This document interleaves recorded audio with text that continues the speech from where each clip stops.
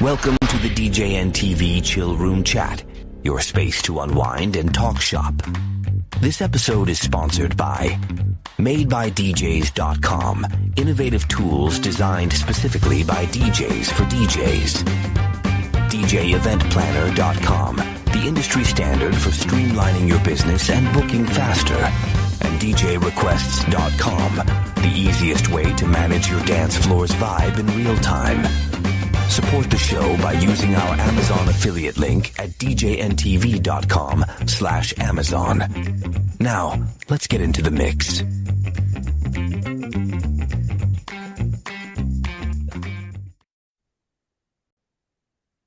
Hello, welcome to the Tuesday night music show. Look who we have in the room tonight. We got all kinds of fun people. We got Brian King, we got Jay Brennan, we got Damon, we got John, and we got everybody. So I was checking out my Facebook news feed yesterday, and I saw a comment. Let me just make sure that I'm doing this right. Make sure I credit the right person and make sure that I give you the right quote. Aaron Trailer, I believe he's the guy who does Great Hackers. Yep. And he posted something that I replied to. I know exactly what you're going to say. What am I going to say? Because I read your reply. That's why I know what you're going to say. Okay. So he's saying that there's 1 million songs are released or uploaded to the web every day in 2026. DJ, what's your plan? When I read this, I thought it was kind of a bizarre question because I'm not changing the way I'm ever doing anything with this, but I thought I'd get your reactions. So let's pretend there are 1 million songs being uploaded to the internet every day. It can't be right. I don't know if it is or not. I haven't checked his math, but that's his claim. But let's say there are 1 million songs being uploaded every day. A lot of songs. A lot of songs. What's your plan? Is it any different than it was before? Start playing every new release the day it comes out. I saw the question he asked, and I was like, man, there's two audiences for this question. I'm still pretty new and I'm looking for some advice, and this is overwhelming. And I've been doing this a long time. And why would that bother me that there could be 100 million songs a day? So what? Does my audience know any of them? Are any of them in play or being requested? How am I supposed to go through 1 million songs? It's a great angle to sell his service because that's 7 million songs a week. I mean, 30 million songs a month are coming out. I can't keep up on that. If only there was someplace I could go that could point me in how to keep my crates organized. Yeah, some kind of hack. Yeah, you just need. Yeah, that's why I question not only the number 1 million, but also, I think it's a little baity as a way of upsetting new DJs, and old ones like us are going to be like, dude, I'm still playing Usher. Yeah, next week at that wedding. I don't care what comes out. Well, okay, but aside from all of that fun stuff, what's the answer to your question? Let's pretend it's true. That there's 1 million songs coming out a day. What are you going to do about it? That's fantastic. I'm not going to do a thing because I can't track 1 million tracks. I can't listen to a sample of 1 million songs a day. It's so overwhelming that what I think I will do personally is I will wait till something breaks out of the pack. Every horse race has like 10 to 12 horses, but only one wins. Yeah. So when they come out of the gate, it's a mess. But eventually the strong one comes out and wins. That's sort of like music. They could release 1 million songs, but the really good track is probably going to get a little traction or some money behind it or whatever. But it ultimately comes down to I have to play what the crowd is going to respond to. Right. So I can't predict what a new song will or won't do. Just because Bruno Mars releases a track, I'm not going to download it and go, I'm playing this, but it doesn't sound good. Doesn't matter. It's Bruno Mars. So I think it's a bit overwhelming to expect us to fall into the trap of, hey, dude, there's all this new music. Okay, great. There's all these new foods. Am I supposed to try those too because I eat food? Like, sorry, no. Well, I'm going to tell you what my answer was, which was I'm going to worry about the 3 or 4 songs that people actually want to hear. That's my point. Yep. Yeah. Maybe discover a track or 2 I like along the way. And otherwise it's business as usual. And when I say 3 or 4 songs, I'm talking about within the year. Oh, Because not like today, not next it's week. No. like that. I mean, I've got a couple songs from Demon Hunters. There might be a Bruno Mars song people care about that just came out. And Pink Pony Club. After that, I'm kind of out with my market. Brian is going to download every video for every song and invest in a data farm. Right? But Brian doesn't have to play the hits. Brian has to play music. Well, I'm asking Brian, how do you handle it? Well, How do you handle all the new music you get? I wait till people request it until I know what's new, like what they want to hear. I play the old stuff all the time. If they come up and ask if I have to do a Bruno Mars, then I start playing it. Right. Because they're better at knowing what's hit than me. Even though I listen to the new everything that comes out, but I rarely ever put something on new that I think I like. Right. I rarely ever do that. Yeah, I mean, it's got to be really good. You got to have a really good ear to pick that. But Jennifer Lopez has a new song out. I really enjoy that. I never heard anybody else play that yet. Okay. Well, yeah, once in a while you're going to hear something that just grabs you. Damon, how are you handling this? Well, I'll probably listen to maybe about 100 to 200 songs a week, and not meaning I'm downloading them all, but I'll listen to it because I'm dealing with a lot of youngsters. So, and I probably only really download maybe about 20 songs a week, and only reason why because it was one, if it catches me, or there's a sample that I think they're gonna like. Yeah. And then the rest is like requests. If enough people request a song, then I definitely try to download it. But yeah, but I listen to a couple hundred songs a week. Sure. And I'm not even actually listening to full songs. It's just like, okay, here's 30 seconds of the song. Right, nope. if that. Yeah. Got to grab you right away. I mean, that's the whole formula. It's supposed to grab you right away. Right. It doesn't grab you right away. Somebody did some lazy songwriting and it's going to have to be brought to my attention by someone asking for it because it certainly didn't catch mine. Mm-hmm. I mean, I think that's always kind of been the game with even radio back in the day with promo stuff. They sent out all these promo records. You got to grab the program director immediately for them to even give your song the time of day. You can't do these long Aldo Nova fantasy intros all the time because no one's got time to listen to all that, right? Yep, that was it. I'm not going to. How about you, John? Well, we've got a couple of ways to get it in front of us at the same time that the world is discovering it. So if we go through the list, if we're flipping through Billboard or looking at the charts, you look for the familiar names first, because those are the people that have a history. They've got singles, they've charted. New song from Britney. Oh, I know. Oh, Cher, I know that name. Oh, Jason Derulo. Oh, that might be good. You start with that song, because there's going to be, of those million songs per day, there's going to be, 990,000 of artists that are one-hit wonders or straight to YouTube or not on a label, never going to get on the radio. Wait, can I say something, John? Yeah. You still listen? You still look at charts? I look at charts. I do. Yeah, I know. I can't tell you the last time I really looked at a chart. Yeah, I mean, but that's just one part of it. So you look at what's written because it exists. Now you know it's there. Now you go out and play a club or a bar. People start asking you for a song you don't know. Like when they first started asking for Golden, I was like, "What is it? It's anime? Right. Okay, I'll go listen to it." And I'm like, "This is bizarre." You see, cleaned up at the Oscars last night too on Crazy Horse. Yeah. Film soundtrack of the year. I've played that song as far as new songs go. That's got the most play. It's anything else that came out. It's up there with the Pink Pony Club and the the Man-Childs and everything else that are hot. First time I played it, I think was October. Yeah, and it just keeps going and going and going. So you have that as a resource too. So the crowd, and then of course if you're getting weddings and you're getting these Spotify lists from these potential brides and you're going through, you're like, I don't recognize that one. What is this?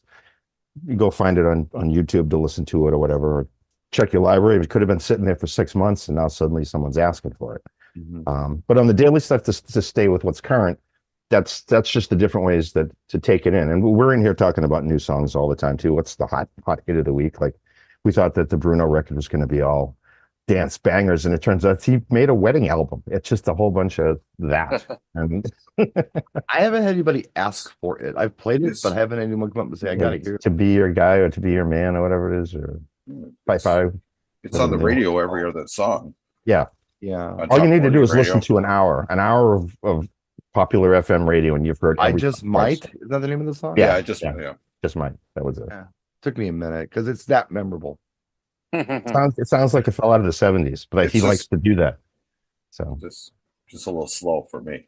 But yeah, I mean that's the way you can just pick up on and be exposed to some of the titles. You look for familiar artists, look at charts, go to the iHeartRadio top 30 and just kind of skim and like, do I have all this? Am I ready for this if someone asks me for this?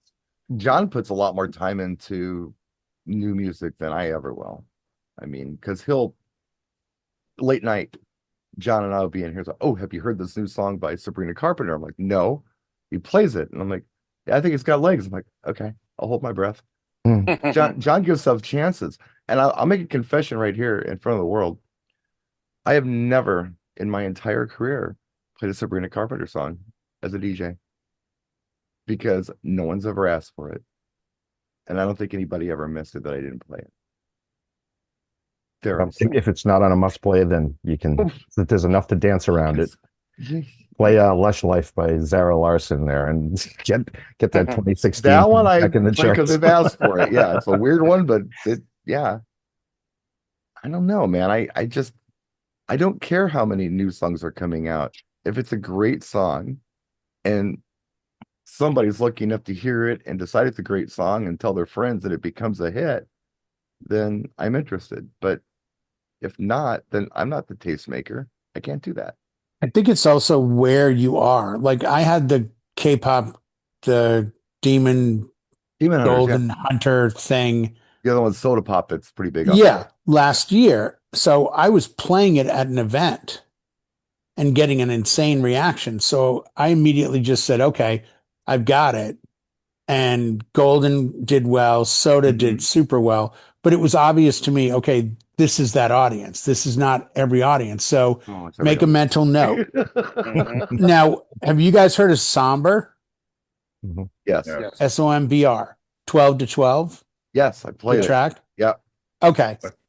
I did not know the track till 2 or 3 hours ago. I was at a local drinking establishment. Okay. And it came on after my Dropkick Murphys request was played. And I'm like, oh, this is a good track. So I Shazammed it. One of the things I do on Shazam, the track came out in August. Now we're almost at almost a year, but it's had 2,200,000 Shazams.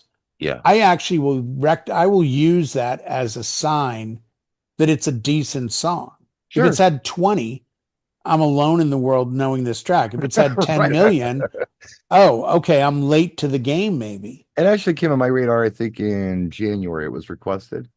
So yeah, I've never heard of it or had it requested, but I'll make sure I have 12 to 12 at least, and I'll check the other tracks out just for that moment when I need at newer events something to, it's the same way I ran into Tame Impala. And I was like, only guy my age, because I'd been to a bar, seen a young crowd, and they were playing it as background.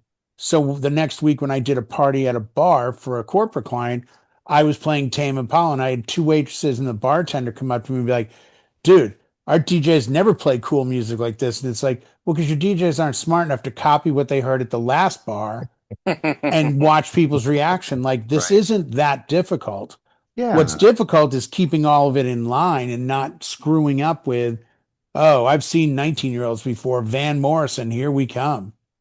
You got to have a sense of it. But and I've said this before, I'll say it again. The only time I've ever heard a track on a Tuesday, because Apple Music used to launch all their music, iTunes, on Tuesdays.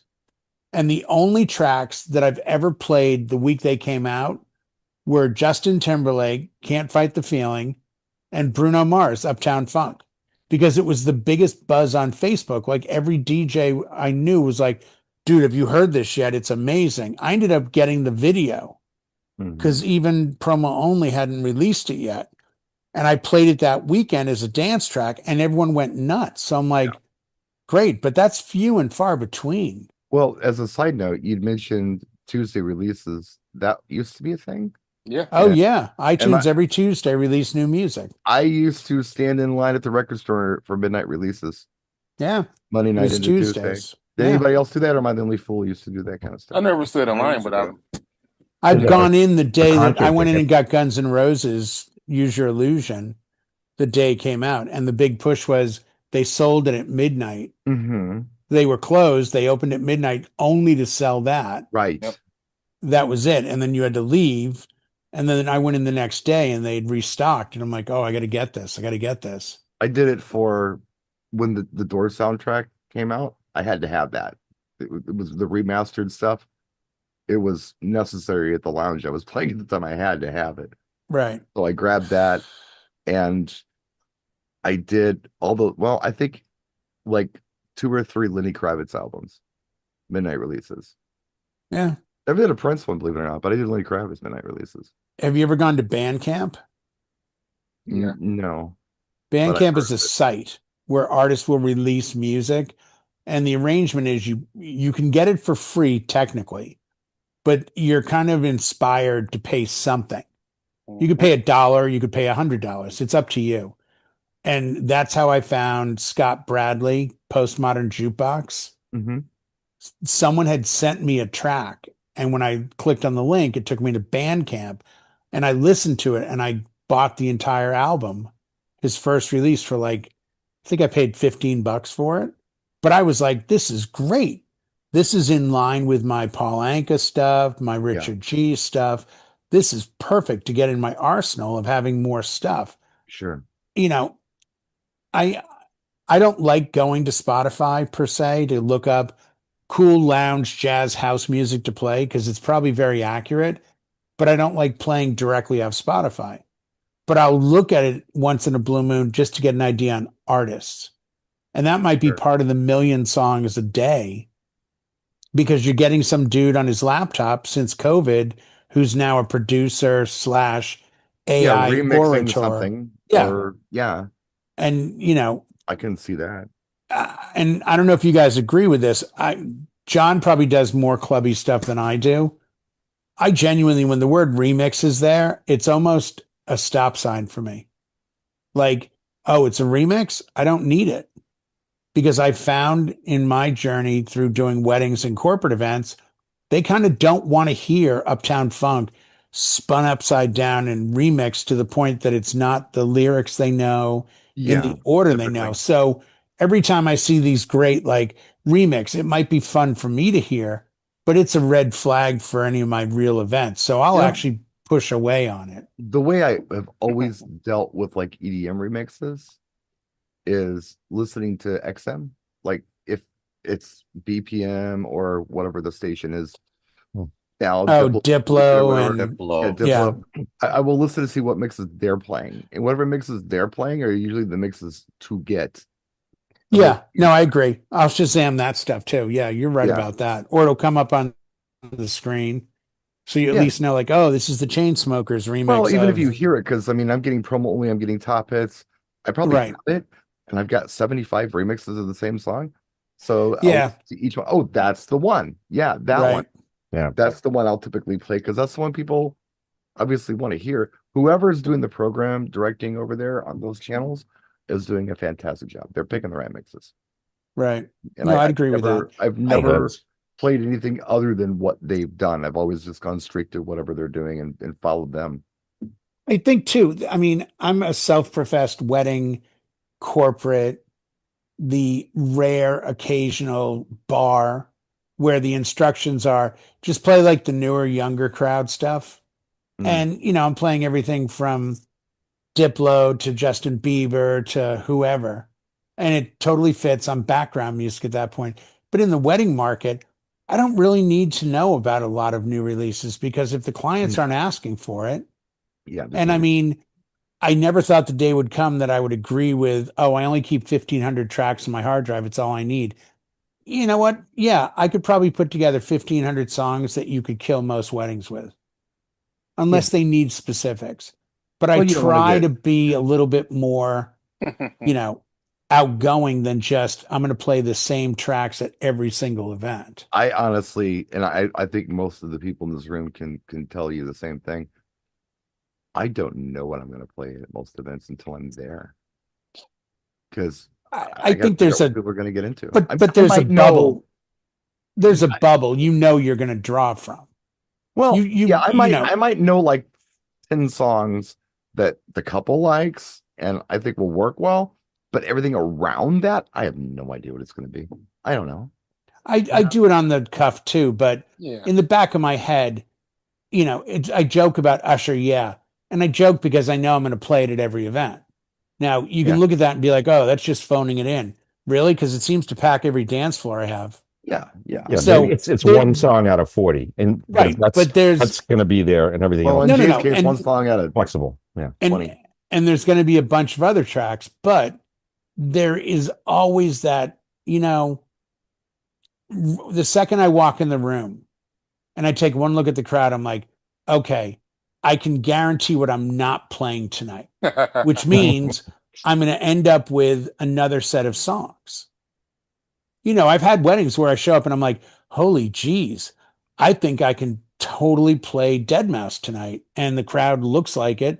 And you play something later and they all go nuts for it. You're like, wow, good read on the crowd. Versus some crowds, you walk in and just go, I'm going to go all over the map, but I'm not going to go into these different things. So Right. I've still got a lot of music to draw from because I'm just not a fan of DJs winging it. And I mean by winging it, taking a chance on a song. I don't think you have that luxury. Well, you don't if you're only playing in a couple hours, but if you're playing 5 hours, at a wedding, no, but at a bar, sure, take a chance. Yeah, no, at a bar, sure. Yeah, but at Yeah. a wedding, even if you got 5 hours, I mean, no, there's a point where you shouldn't go too far off the numbers. No, I mean, you don't go nuts, but I mean, there's no reward without risk, so you have to take a chance once in a while, and without Yeah, doing but- that, you're just doing the safe thing. Yeah, but I don't think weddings are a reward and risk venture. I think they're you can I always know bring it what's back, not though. going to work. Well, consider this: if you're doing 4 or 5 hours, and you've done an amazing hour and a half or 2 hours, and everyone's happy and having a good time, I think you're to the point where you can do something, try something else if you want to. It's not going to ruin the night. If I was only playing for a couple hours, that would be one thing. If I was trying to do this from the get-go, that'd be another thing. But if I'm knocking it out of the park for 2 hours, and I got the song, I was like, oh, you know what? And I've been there so many times. It's like, you know what? This is either going to be amazing or they're going to hate it. Right. It's going to be one or the other. I don't know. Should I? Should I not? Yeah, let's do I it. mean, do it. And If I you do got it. that much time, it's just not realistic out here. No, it's just I not. understand that. It's never going to happen. I talked to John. John's not doing 5 hours of dance either. No, His weddings aren't even close. 2.5, maybe Yeah. 2. Yeah. If speeches So, run long, I less mean, than 2. Yeah. I know the Midwest has a different function, I'm at and I least know 4, Canada has yeah. a different function. But I'm just telling you, I think if you went across this country and said, what are your genuine contracted wedding times? You're going to see more 5 to 10, 6 to 11 than you are 4 to midnight. It's Six just, to, 6 to midnight is typically what I'm looking at. So I've got an hour. yeah, but I'm doing or so 4 of to dinner. 10. That's 6 hours. Well, That includes cocktail, Right, dinner. that's everything. Yeah. no, cocktail. No, this is including cocktail. That's dinner and dancing. So if everybody eats within the first hour, I got 5 hours. Yeah, If no, they take an hour and a half, I got 4.5 hours.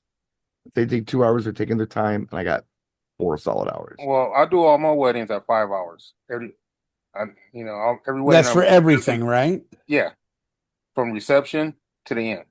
Yeah, 5 hours. That's but that includes cocktail, dinner. dinner and dancing. So you're looking at about a 4 hour if they get through the buffet line quick. Well, 3.5. 3.5. Yeah, I hate to do this, but we got to cut this one because we're almost at time. We are here brought to you by DJ Event Planner. Check them out in the description of this video. They are a sponsor. Thank you, DJ Event Planner, for being one of our channel sponsors. I was watching the time this time, and we're right there at 25. So we got to cut it before John Young fires us all. Stay So- tuned for part 2. Thanks for watching. And I just got to figure out how to turn this off. Here we'll go.